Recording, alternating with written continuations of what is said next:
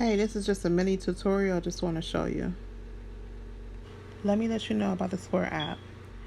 You can go to your Square app and add different items that you sell or different things that you do that you want the clients to buy. Every time you get a purchase, make sure you add it to your Square app. You can create invoices for free and send them to your customers. They also have reoccurring invoices.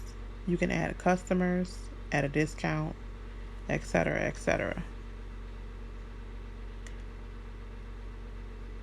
Also, it keeps track of all of your transactions. You just have to make sure you log them accurately. It shows your disputes. It keeps track of what you made for the year, the month, the day. It shows you your balance of what's going to be credited to your account. If you have it linked up to your bank account, you can get this free Square card, which means you can just spend the money straight from there. It also keeps track of your customers. It have a whole list of all your customers.